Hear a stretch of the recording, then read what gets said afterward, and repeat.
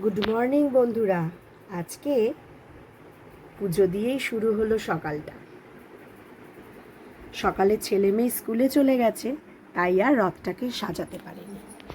এই যে আমার ছেলে মেয়ের ছোট্ট রথ, ওদের হয়ে আমি ঠাকুরকে পুজো দিয়ে দিলাম। আজ তো মাসির বাড়ির থেকে বাড়ি ফিরবে জগন্নাথ দেব, তাই পছন্দের একটু খাবার দিয়ে দিলাম, আর যেটুকুনি পেরেছি সেটুকুনি সাজিয়ে দিলাম।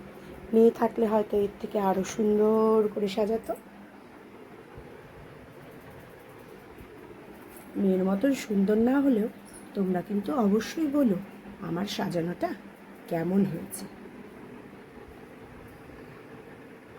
আমার সিংহাসন তোমরা আগেও দেখেছো বন্ধুরা, আজকে আবার নতুন রূপে সেজেছে।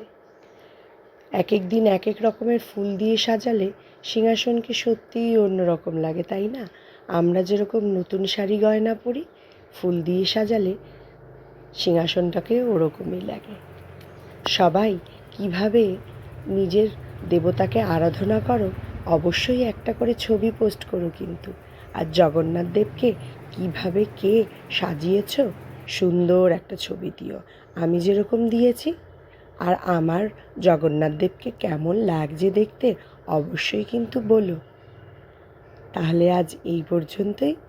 সবাই ভালো থেকো, সাবধানে থেকো, সুস্থ থেকো, আর আমার সঙ্গে থেকো, যাতে আমি সামনে এগিয়ে যেতে পারি।